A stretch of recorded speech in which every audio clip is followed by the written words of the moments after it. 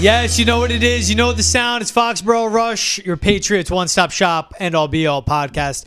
He's Travis Thomas. I'm George Bilecki. We got a special Thursday edition for you guys. We're dropping this one on the morning of the Patriots hosting the Carolina Panthers to kick off the preseason. We will get into all that. Sean McGuire of Nesson.com will join the show. He'll give us his players to watch, and also we got to break down this whole Brandon Aiyuk saga in New England and what the Patriots were with just a player in all this. We also go through our Nesson at Mount Rushmore. Trav, you're going to love this. What? Offensive lineman, baby. And then finally, we talk a little Hard Knocks. Love the debut. I always love Hard Knocks season, but I'm a bigger fan of the front office Hard Knocks than the football team Hard Knocks. That's it, Trav. All right, he's got nothing to say. Let's bring in Sean McGuire, Nesson.com, joining us right now. If you go over to Nesson.com, type in Sean T. McGuire, just do the Google thing that has that. You'll see his articles coming up, especially what he'll be watching for this preseason. But let's start it with Sean. How are we doing today, my man? I'm good, George. It's almost game day. Let's go. Exactly. It's almost here. So let's start with the preseason game kicking off tonight. When you're looking at this and when you're getting ready, you'll be down at Gillette. What are going to be the priority things? What do you want to watch for? And what are you going to have your eye on? And what do you hope to learn when they take on the Panthers through 4 quarters of preseason football? Yeah, I think there's kind of a lot of things, actually. I think mainly I'm going to be looking at the quarterback position. I think it starts there, right? You know, what's the breakdown at quarterback? Gerard Mayo spoke with us on Tuesday, said he expects all four quarterbacks to play. He also said he expects Jacoby Brissett to start.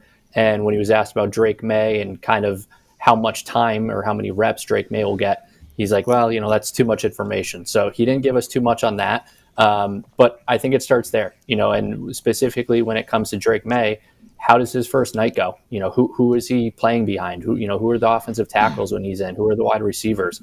How much time does he has? And then the obvious statistical things, how many passes is he completing and touchdowns and, how is he looking? So, and then there's how is Drake processing and, how is he looking behind center and all those things that, we've seen kind of, he's become more comfortable at camp. So I do think it's just important to kind of watch that and see if that continues.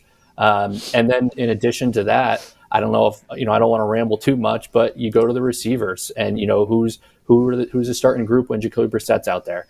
And, is Juju Smith-Schuster playing with Drake May or is he playing with Bailey Zappi with 5 minutes left in the fourth quarter? Because, I do think like a lot of those, who they're playing with and when they're playing in the game, I do think it says a lot. If Jalen Reagor is out there with Jacoby Brissett and Drake May, and then again, just to name drop Juju, if he's out there with, Joe Milton and Bailey Zappi, I think that kind of tells you how they're looking at the group. So I would say that those are the big things. Offensive line, obviously a huge takeaway. We've seen so many tackles. We've seen so many different offensive line groupings, through the 11 days of practice, training camp practice. So it's just it's going to be interesting to see who is, now that we have game time and now that we're in a game, who's that first group, who's the second group.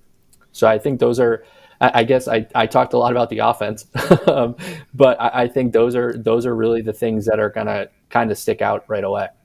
Listen, Esmizo, I'd rather see Juju at Stop and Shop than anywhere on the field. That's just me. But I want to stick with the quarterbacks for a second because usually I bring you in to a George and I debate, and you're the swing vote. This time, if you can believe it, we actually agree on this.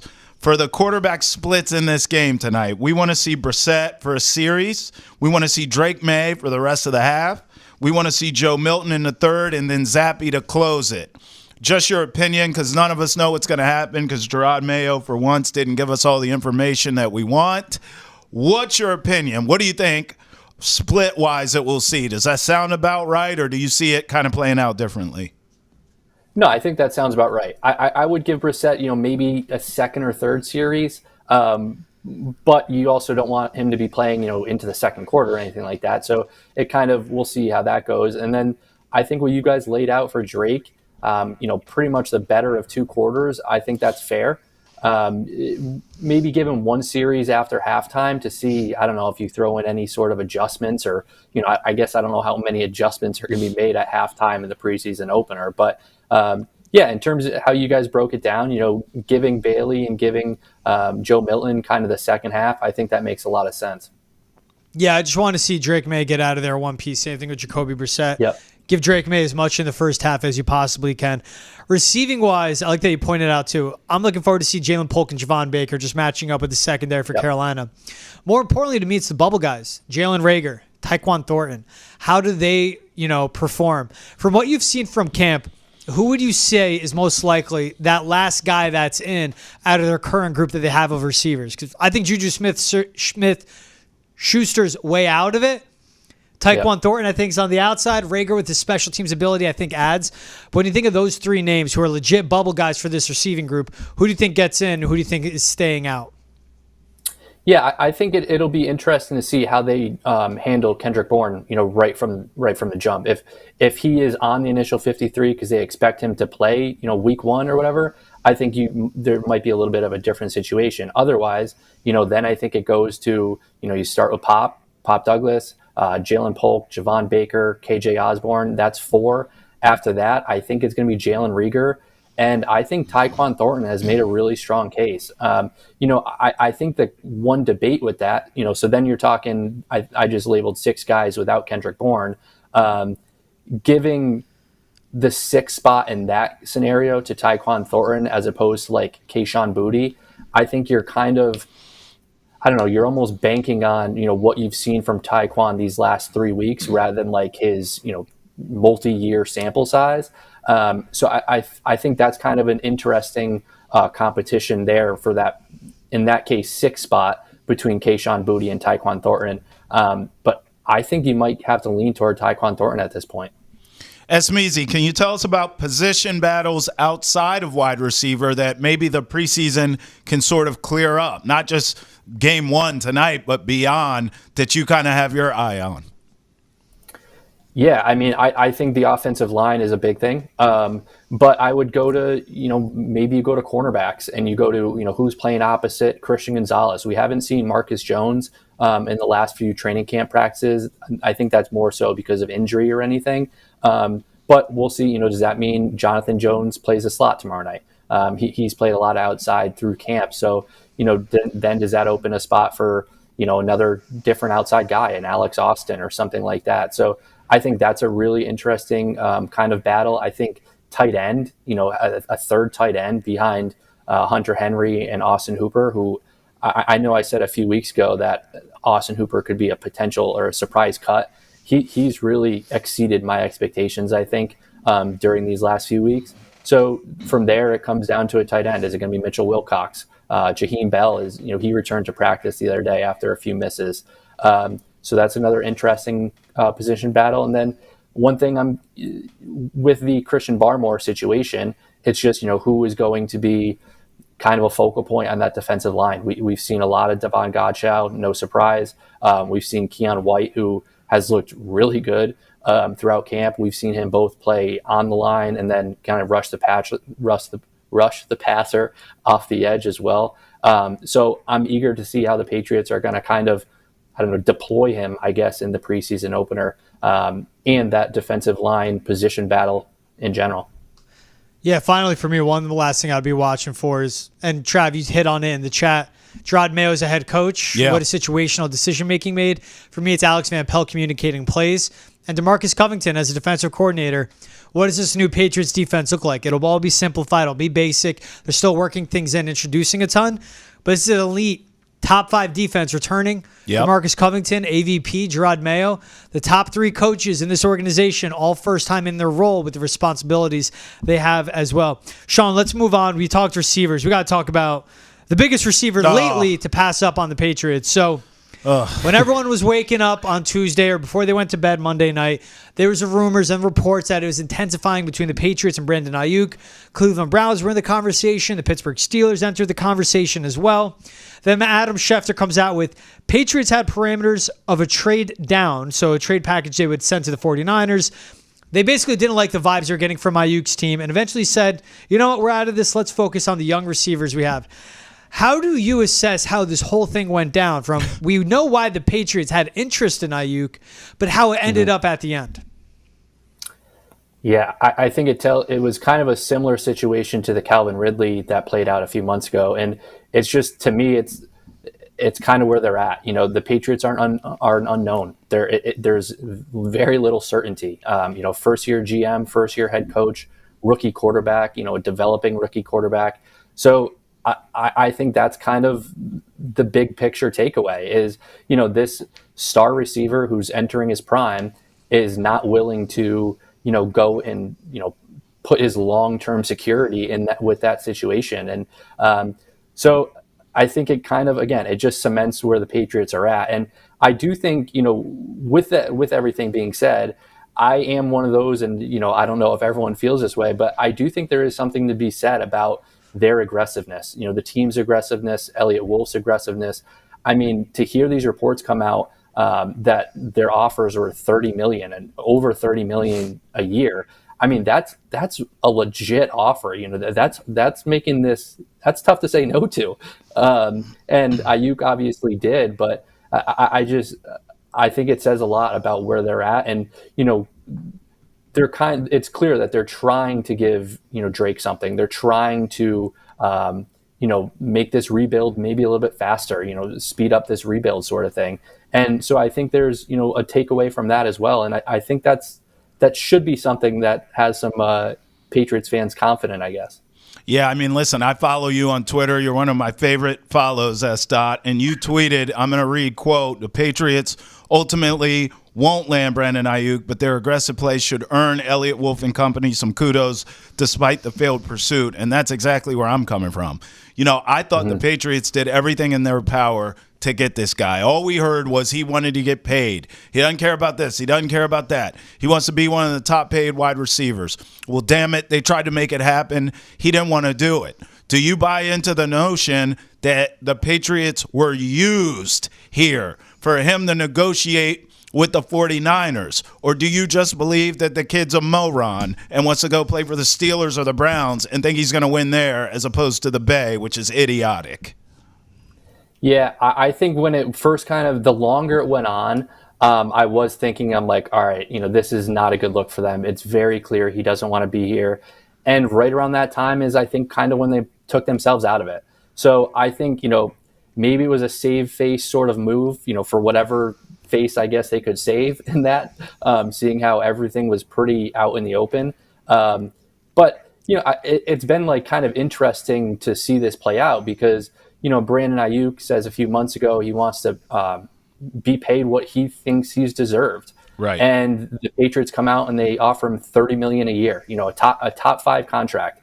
That's tough to say no to, and he did say no to it. So he's kind of walking that fine line between he doesn't want to play on the team that's favored to win the Super Bowl at pretty much every sports book there is, a perennial NFC title game contender. Right. He doesn't want to play for them, but he also doesn't want to go to a team that's going to give him, $30 million a year.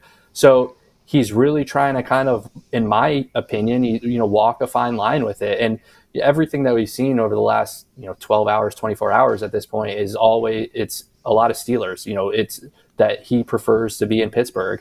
And that's a team that, to me, isn't a Super Bowl. It's a worse team than the 49ers. Yes. And it's a team that, will they give him as much as the Patriots? I don't know. Right. So he's kind of in that middle ground where he wants to get paid, but he just wants to be a playoff contender rather than actually win a championship. So I feel like it's been so interesting to kind of see play out. You're so nice, and so is George. I mean, I'm the only one calling this guy out. I think he's a jackass. I do. I think he's a jackass. At this point, just stay in San Fran and win and then cash out later, bro. But all this stuff, you're throwing mixed signals out here. Do you want to be paid or not? Because the Patriots were willing to do that, and you backed out like a chump. I'm out on Brandon Aiyuk, S. I'm just letting you know so you know where I stand. If he wants to come play for my team, I'd take him. That's a top 5 talent.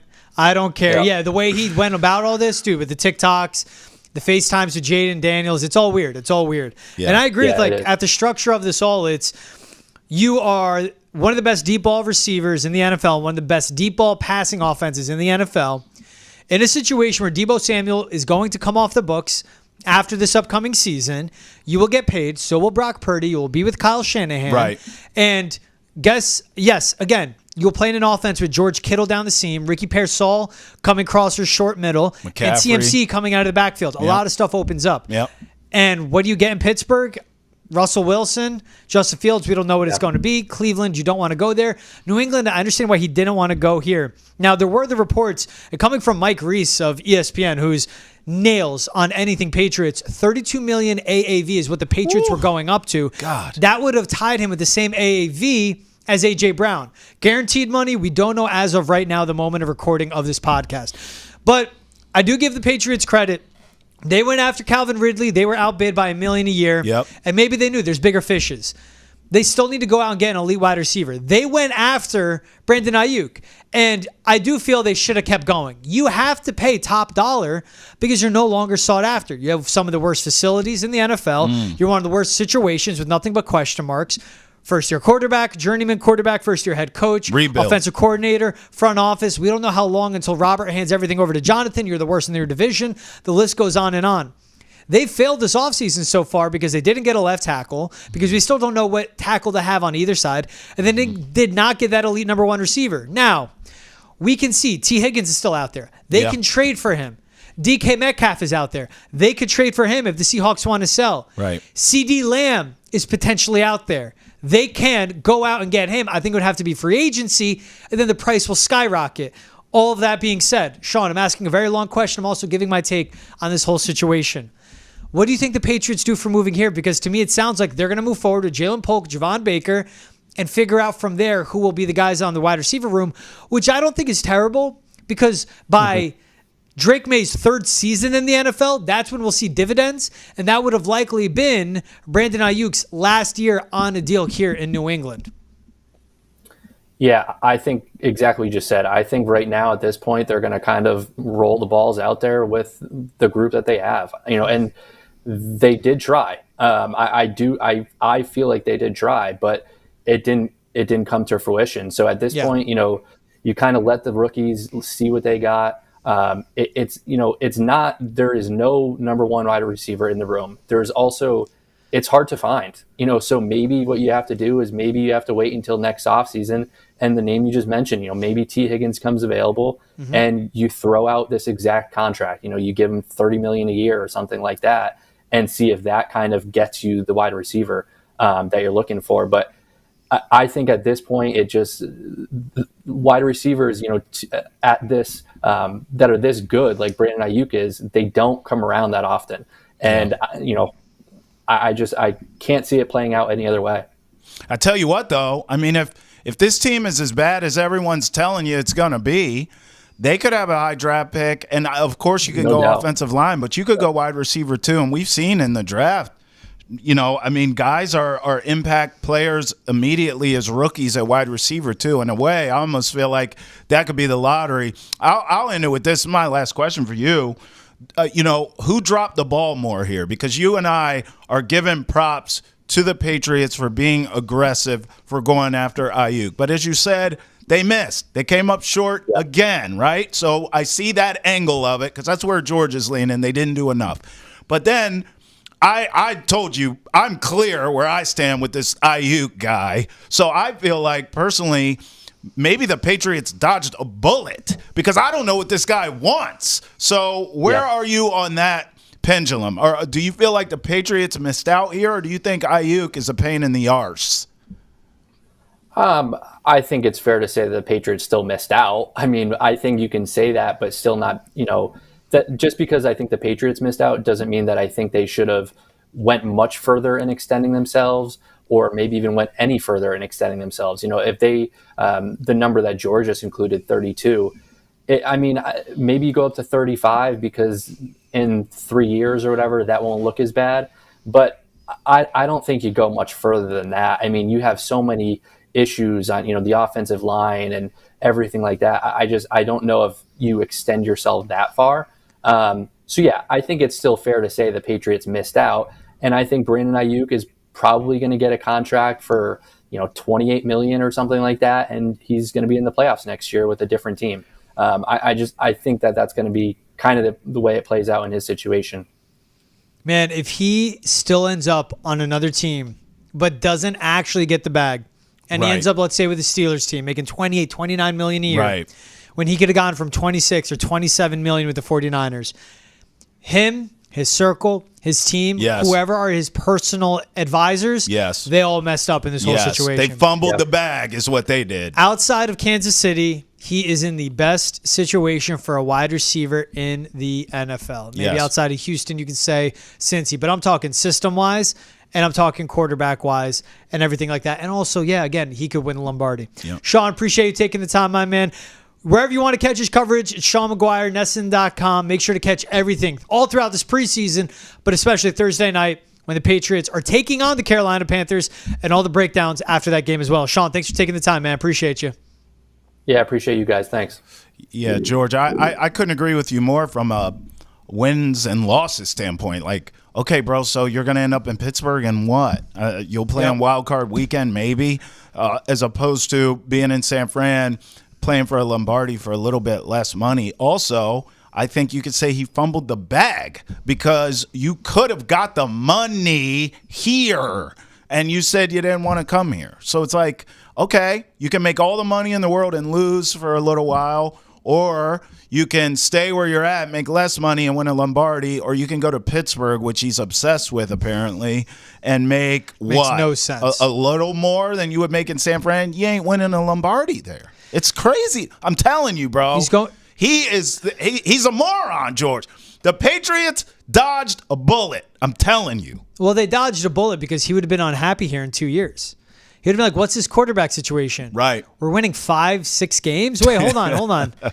I wasn't even losing 5 games where I was just at. It's like, yeah, well, no, duh, you wanted the bag. Right. So I don't think it would have been great. And I think on the timeline of the Patriots, but the one thing it is, go out there and field the most competitive team. I want to see them go out and win games and get ahead of schedule. Yes. You think the Packers thought they would be where they were with Jordan Love? You could say, well, he sat 3 years. They should, but still, like winning playoff games. Right. The Houston Texans, you think they thought they would be where they are? Right. But also, they surrounded their quarterbacks with the resources needed of wide receivers. Now the Texans hit and they got Stephon Diggs. Right. But it's a play calling, it's a system, all that. Yep. Drake May is not going to be a day one starter like CJ Stroud was. It won't be a day one starter like some of these other rookie and younger quarterbacks. Mm-hmm. He's going to have to sit sometime, but still, you need wide receivers around your quarterbacks. Because if you go through some of the best wide receivers in the game, A.J. Brown, well, that's with Jalen Hurts. Amon-Ra St. Brown with Jared Goff. Hey, I understand what Tua Tagovailoa is. Tyreek Hill and Jaden Waddle. Those are his weapons. Whatever they got going on in Vegas, there's Devontae Adams, or maybe he goes to New York. Your guy, Caleb Williams, DJ Moore, Keenan Allen, and Rome Odunze, rookie scale contract. Cooper Kupp for Matt Stafford. These are I am just going off average per year. Those are the top paid receivers. I didn't mention Justin Jefferson, but the Vikings went out and spent a first-round pick, which is a high-priced, high-valued asset on J.J. McCarthy. And before they did that, they locked in Justin Jefferson. And before they got J.J. McCarthy the year before, they went out and got Jordan Addison. So you could go up and down of who the highest paid receivers are, but it's not a receiver without a quarterback except for Las Vegas.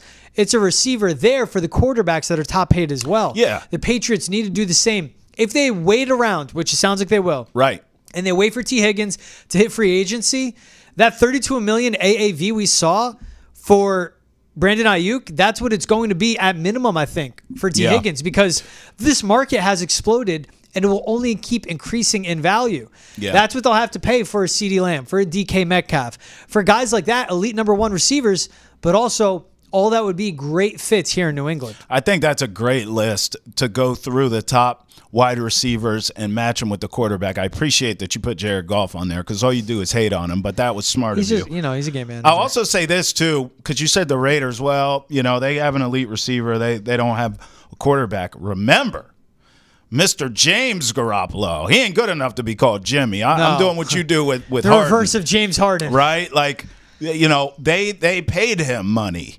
And they still got him Devontae Adams, and James Garoppolo stinks. So they have to kind of figure it out on the fly. So I would even on that list, if Garoppolo could play, technically he should have Devontae Adams should have a quarterback, right? GB, like they did try to make that work. It's just the quarterback was the wrong guy. And again, it's Deontay Johnson will be out there. That's not the same level, but that's a number one receiver. Yeah. Stephon Diggs, Keenan Allen, they'll be free agents. Amari Cooper, we can go through this list. Right. Going off talking for, skill-wise and all that, but then at the same time as well, I'm thinking of who's a good young receiver too. And then that's where the other names can come up of guys that could be available for them and that are in the price range. Remember, $43 million in cap. Then I believe it goes up to around the $70 million range next year. Woo. Then the following year, $178 million in cap space. Yeah. And what the Patriots did, and we could look back, and I can be wrong on my play if they failed this offseason. I do think they did, because no matter what, to properly develop a quarterback, you need it to be protected, and you want him playing games this season. Yes. You need a left tackle. That's my bigger issue than the wide receiver. I agree with you. But over the long term, if Elliott Wolf, with the extensions he came out this season, locks down a core, so you don't have a lot of pending free agents, when another free agency class comes around of wide receivers, of offensive linemen, and you can go out and give those guys the bag because you took care of the guys that are in your building, and that's a better nucleus for Drake May to play around, then it can all pay out. And we could be looking back on this and the Elliott Wolf saga and his first free agency summer and his first offseason as the de facto GM for the Pats. And it could be a success because, look, people were ripping on Brian Gutekunst when he took Jordan Love, when he took him with Aaron Rodgers still winning MVPs. That's right. They drafted the receivers. They paid Jordan Love. Everyone's under cost control contracts and his weapons. And if Jordan Love pans out, then that ridiculous pick they made in 2020, if he's the next franchise guy, then that was a great draft pick because of what Aaron Rodgers began. It's what these front offices, it's what every team in major sports has to do. They walk the line between the now and the future. And maybe the Patriots, if they whiff on Brandon Aiyuk, it could still open back up, Trav. Yeah. Stuff could get so vile and so toxic, and San Fran, he goes, you know what, New England, let's go. Come on. All right, I pay me, want I'll no come. parts of that. If I'm in charge, if I'm Elliott Wolf, I tell him to buzz off. But you're right about I wouldn't add a skill set. some of these rebuilds take multiple drafts, multiple off seasons, no doubt. But it doesn't take a ton of them. I mean, even in the Patriots case right now, present day where we are, right? Yeah. You and I both agree this is going to be a pretty decent first round pick where they're selecting top 7, right, in this next draft. Let's just say top 10. So you have that. So think about that. You could take a premier, either offensive lineman or wide receiver. You talk about the cap space. You go out, you try again. If at first you don't succeed, you know the rest, right? You go out, you try again to get another premier wideout and or offensive lineman. So now all of a sudden you've had a couple of off seasons back-to-back, baby, attacking this stuff. You did, of course, strike out in terms of free agency and trades this offseason, but that doesn't mean you are next offseason. And I thought they had a really good draft. We'll see. It takes a while for it to pay out, the return on your investment. But you and I both believe they had a good draft here. You get another really good draft class.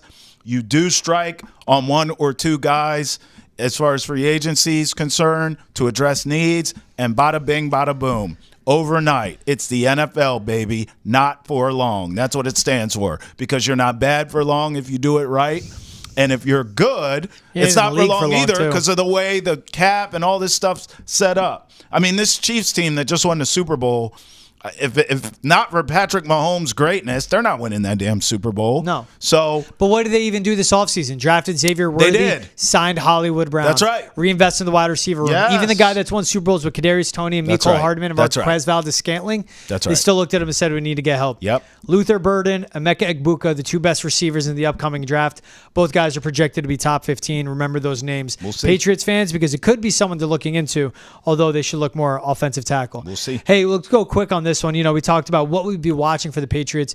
If you got to give me one guy, one player, one situation you're excited to watch for this preseason, this weekend, as all the games are kicking off after the Hall of Fame game, what's one you're going to be looking out for? Well, it's funny you mentioned the Hall of Fame game because I didn't get to see Caleb Williams play in that damn Hall of Fame game, and I'm looking forward to that. I want to see, and we'll talk more about him later at the end of this program, but I want to see him go against the Bills. We know Josh Allen probably won't even play at all, so it's going to be the Caleb Williams show, and I can't wait. I don't think he's going to play long, but I think we'll get a decent look at him, and I can't wait. I think it's a smart matchup to have in the preseason. I mean, they don't put too much into it, but it is a fact of Bills fans or diehard fans, they'll watch, and then the Caleb Williams debut for Chicago. Right. Two fan bases, very thirsty, very hungry For sure. for some improvement and just playoff wins. Yep. At this point, I'm just going to keep it simple. I want to see what the New York Giants do as well. It'll be Lions, Giants. Lions, you know what you get, but for the Giants who are playing at the same time, of course, as a Patriots game going on, what does Malik Neighbors look like? How many routes does he run? Okay. There's so much, but it's a fringe roster, guys, is what you have to watch for, because at this point in the game, the starters don't get much burn. And it's why, because you have to be careful with the workload you give them, especially in the 17-game season. Yep. But that'd be a team I'm watching. But if I was to look at it, you looked at a rookie quarterback, Jaden Daniels in the Commanders. Oh, man. Simply put, how does he look? How's his touch? How's his accuracy? How comfortable is he? And with all this, Trev, everything we talk about the preseason, just remember how bad C.J. Stroud was in the preseason. Terrible. And he had the greatest rookie season of any quarterback in NFL history. Do you remember the game against the Patriots when he literally looked lost? Yeah. He looked terrible, and I was like, this guy stinks. You remember Jamar Chase couldn't catch a football? And everyone's like, maybe it's because it's not the college football where it has the stripes on it, and then he came out as he's a top 3 receiver in the game. Yeah, I mean, some of it, too, is it's just the nature of the beast, right? You're going through your first training camp. These are your first preseason games. You're suiting up for the first time in NFL action. Yeah. And then it's like all that's a wave, I feel like. And then after, I'm speaking like I can swim, but I imagine if I could swim, when you get into the ocean, you get hit right in the face by that big wave right away. And you're like, uh-oh, I'm sinking. And then all of a sudden, the wave passes and you're like, wait a minute now. Okay, I got a little, we can do this. And then you start swimming. That's what I think happens. By the time you get to week 1 regular season, it's like you've ripped the Band-Aid off already. You've gone through the lumps in camp. You've made your mistakes in preseason. Not to say you're infallible. Not to say you're not going to make mistakes as the season goes on. But by the time you get to the regular season, you feel like you got your feet under you a little bit. Yeah. Which is why Drake May will start week 1. Thank you. Good night. Not happening. Not this offensive line. Not with that footwork. Hey, we got the Nesson Mount Rushmore of offensive linemen. I love this, man. I tried to get that right over the plate on you, George. I'm just going to become numb. I'm just going to ignore it. Ignore it. You're annoying me so much. I'm saying ignore and annoy. I'm not getting annoyed by it. I'm getting annoyed by you, but I'm going to ignore you. Before the show, George called me a grown man child. That's a true story. I called you a child. The grown man part you're adding to it. That's how it goes.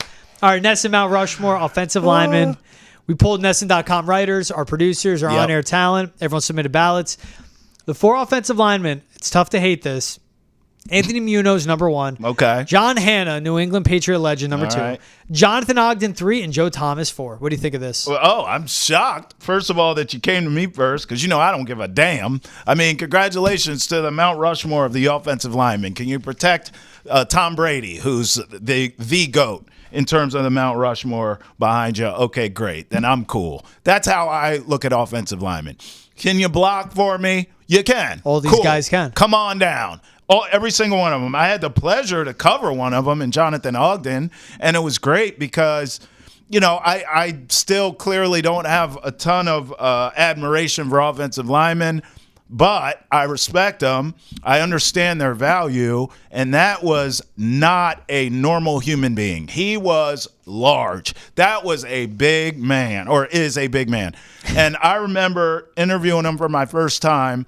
I'm not the smallest cat you've ever seen. 6'3", 215, steel muscle. Pure steel. Yeah. You know what I mean? I mean, like, pure. Antimonium, like pure. So I walk up to this guy, and I am extending my arm. Like, it is full-blown, like offensive rebound style, holding the microphone to try to get near his face. And I'm pretty sure I didn't. I'm pretty sure it was uncomfortable for the both of us. But I got the interview. He was soft-spoken. He was cool.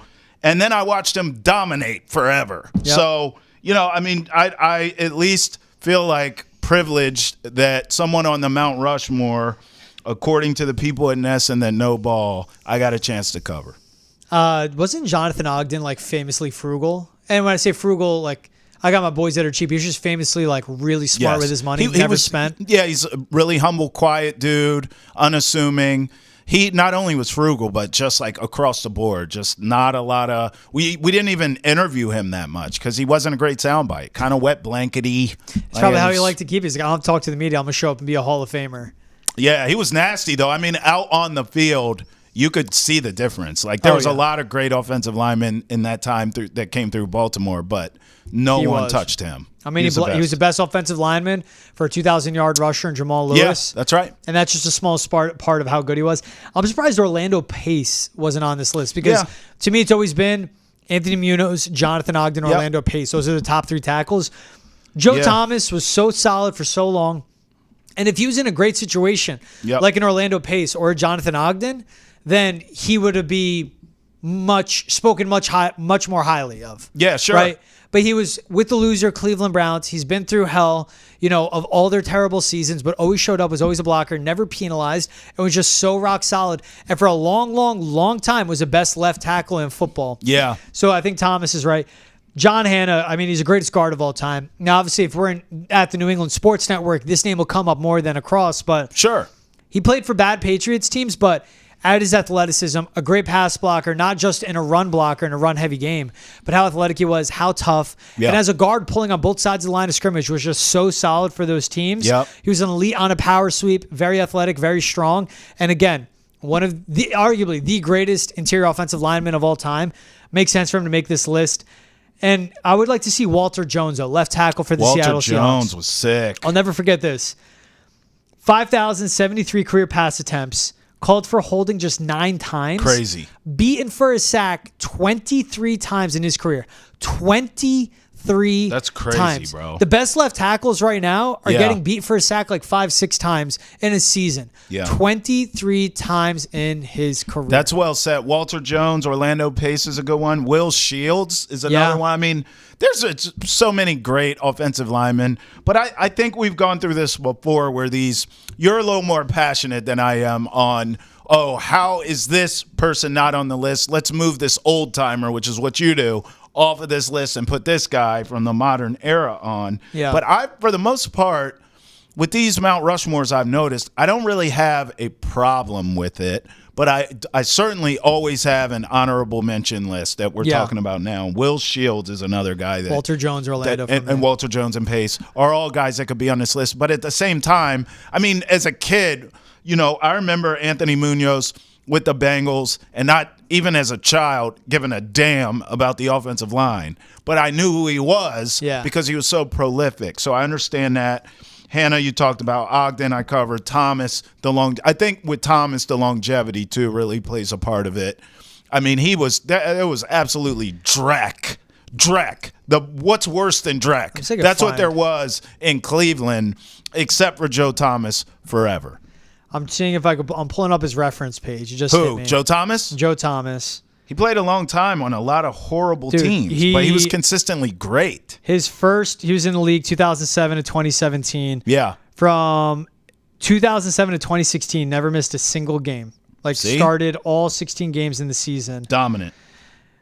100% of the snaps from 2012 to 2016, 94% of their snaps in the games he played in 2017. I think he went down with an injury. Here's a stat. Listen to this. Here we Almost 7,000 pass blocking attempts. Joe Thomas only allowed 30 sacks during his career. Awesome. That's nuts. All right, now let's do the quick math. I mean, bruh. Almost 7,000. I'll give you the exact number. 6,680.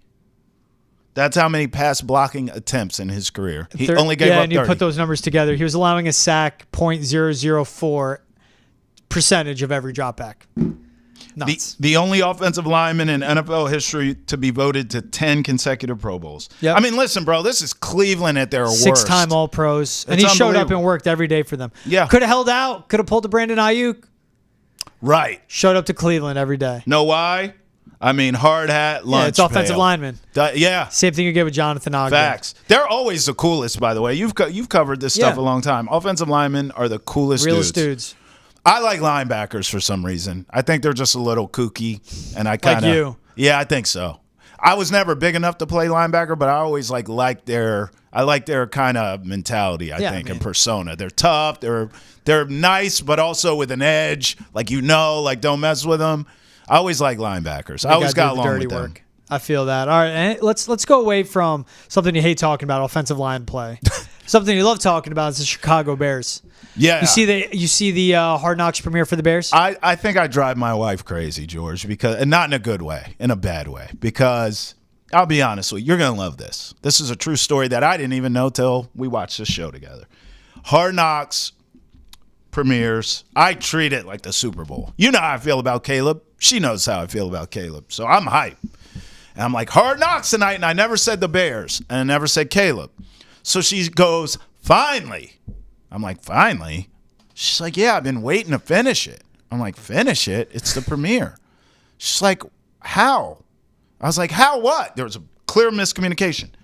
She's like, they just lost Saquon, and we haven't watched it since. I said, oh, man, you talking about the Giants? I said, that's old news yesterday's paper. That was only the front office. She was like, yeah, I know. I was like, oh, you liked it? She was like, yeah. I was like, well, sorry. We can't go down that road together. If you want to watch it, that's on you time. If we're doing our time or me time, we watching this Bears one. And she was like, okay. So we watched it. I loved it. Every second of it. I was hanging on to every word my guy Caleb said. And then sure enough, at the end, George, she goes, nah, I like the Giants one better. I'm with her. She's smart, man. I watch it. It's the same old highlighted team. And I get it. Episode 1 always going to go heavy on the quarterback, especially on Caleb. But the amount of storylines around this Bear team and DJ Moore and Keenan Allen, the guys they have on defense like Jalen Johnson, but it was Caleb heavy. So it's tough. I need to give it a few episodes. I just loved the Giants one because we always want the access. We always want to hear what these conversations are. And people are walking away like, I can't believe the Giants signed off on what they said. But you see the interactions of John Mayer talking to Joe Shane. You see the conversations had about Saquon Barkley. Very frank, very candid, very transparent. And even the phone calls they make to the pending free agents like Saquon of, hey, we're going to let you hit free agency. Come back to us. Give us a shot. And then you go into the draft room of what it was through the draft days. Not just the number 1 overall pick, but how they're going through boards, how they had to sweat it out in their war room with both owners, Tisch and Maris, sitting right there. I loved the Giants. I'm going to give the Bears one more time. I like it because you see just how good Caleb Williams is, where they spotlight his struggles as a rookie, but then show the throws he makes and how he is just leaving his teammates in awe. So you see the greatness, talent-wise, of Caleb Williams. Yeah, I mean, listen, bro. I'm sorry.